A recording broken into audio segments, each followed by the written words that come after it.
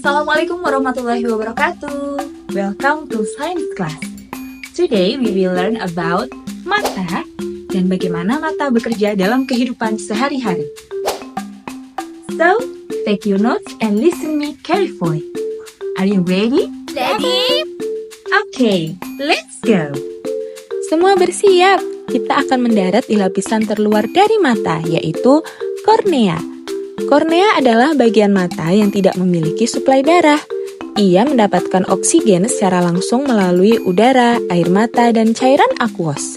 Meskipun begitu, kornea dipenuhi dengan ujung saraf yang sensitif. Saat merasakan benda asing, otot-otot mulai bergerak sehingga mata berkedip dan kotoran pun terhempas.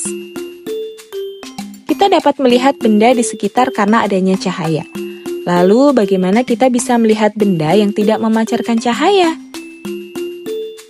Cahaya yang datang dari sumbernya dan mengenai objek, sebagian akan diserap dan sebagiannya lagi akan dipantulkan lalu masuk ke mata kita.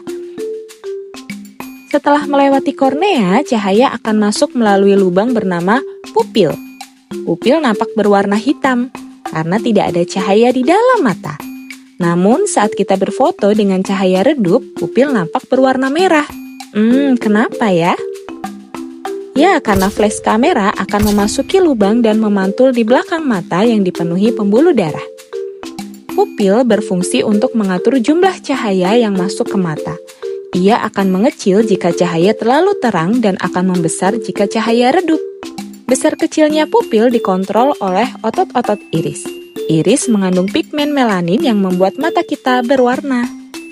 Yeay, selanjutnya kita akan masuk ke bagian lensa. Sama halnya pada kamera, lensa mata juga berfungsi memfokuskan cahaya yang masuk sehingga tepat jatuh di retina. Sebelum memasuki tahap berikutnya, simak terlebih dahulu penjelasan berikut ini. Ada 3 tahapan dalam proses melihat, yaitu media refraksi, visual pathway, dan visual perception. Refraksi atau pembiasan cahaya pada mata terjadi sesuai dengan hukum Snellius. Jika sinar datang dari medium optik yang kurang rapat seperti udara menuju medium yang lebih rapat seperti kornea, maka sinar bias akan mendekati garis normal. Begitu pula sebaliknya. Semakin mendekati garis normal, maka indeks bias semakin tinggi. Nah, kalian bisa melihat media refraksi pada mata berikut ini. Indeks bias yang dimiliki setiap medium menunjukkan bagaimana cahaya dibiaskan. Apakah menggunakan hukum Snellius 1 atau 2?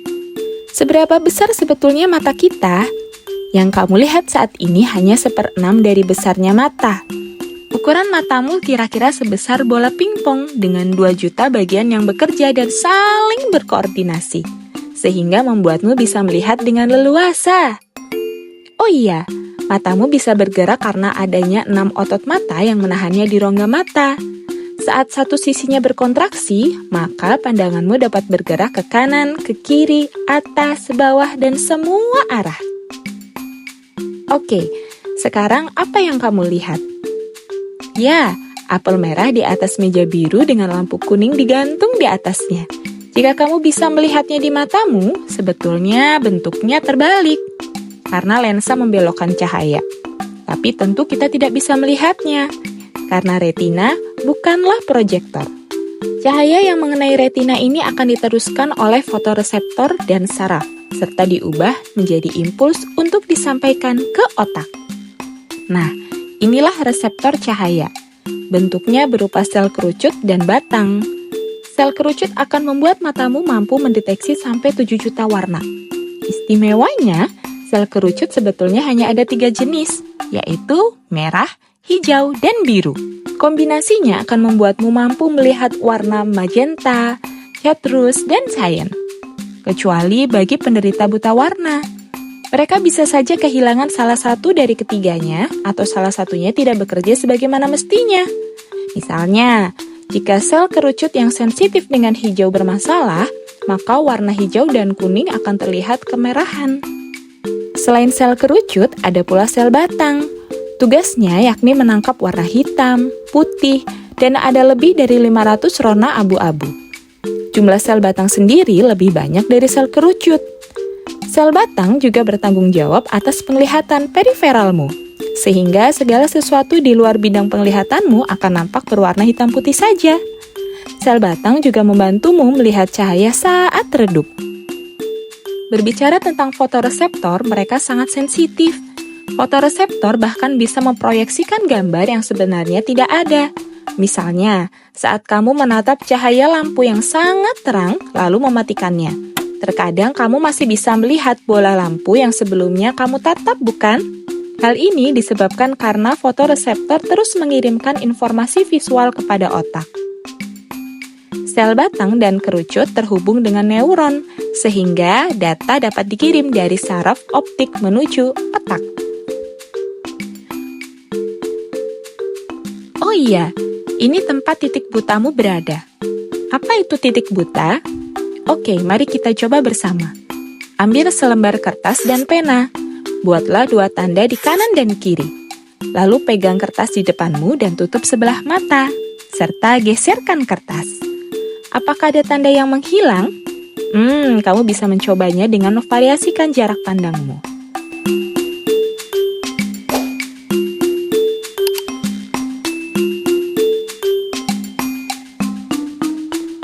Selanjutnya, mari kita berjalan melewati saraf optik menuju penafsir pesan atau otak kita. Saraf optik menuju ke korteks visual otak. Disinilah gambar terbalik diterjemahkan menjadi gambar yang kita pahami. Oke, kita tuliskan dalam sebuah ilustrasi visual pathway. Jadi, siapkan notes-nya ya. Pertama, informasi akan ditangkap oleh retina. Perlu dipahami bahwa retina terbagi menjadi 2 bagian, yaitu nasal yang disimbolkan huruf N dan temporal yang disimbolkan huruf T. Informasi lapang pandang yang diperoleh kedua bagian bersifat kebalikan. Impuls kemudian diteruskan ke saraf optik. Sebagian serabut saraf optik nasal ini akan mengalami persilangan di chiasma optikum, sehingga informasi yang dilanjutkan ke traktus optikus sebelah kanan akan membawa informasi lapang pandang sebelah kiri masing-masing kedua mata. Sedangkan traktus optikus sebelah kiri akan membawa informasi lapang pandang sebelah kanan masing-masing mata. Dari traktus optikus akan bersinapsi lateral geniculate nucleus diteruskan ke radiasio optik dan dipersepsikan oleh primary visual cortex di korteks occipital. Oke, kita bahas sedikit jika ada kesalahan atau lesi pada visual pathway tersebut. Misalnya, jika ada lesi pada nomor 1, yaitu terjadi pada saraf optik kanan, maka penderita akan mengalami gangguan penglihatan total pada mata kanannya, sedangkan kirinya normal. Jika gangguan atau lesi terjadi pada bagian lain, maka gangguan yang diterima pun akan berbeda-beda. Gangguan penglihatan yang sering terjadi contohnya pada rabun jauh dan dekat. Jika kita melihat objek di kejauhan nampak buram, maka yang sebetulnya terjadi adalah lensa memfokuskan cahaya tidak berada tepat di retina, tetapi berada di depannya. Penderita rabun jauh atau miopi memiliki titik jauh yang lebih dekat dari titik jauh mata normal. Penderita rabun jauh dapat ditolong menggunakan kacamata lensa cekung. Berikut simulasinya.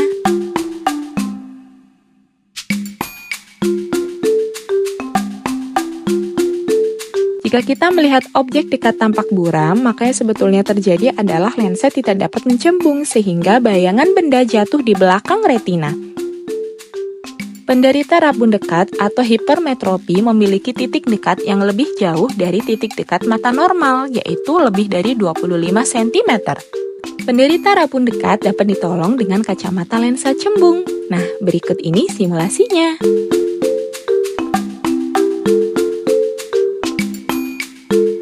Seiring bertambahnya usia, daya akomodasi lensa mata juga akan menurun.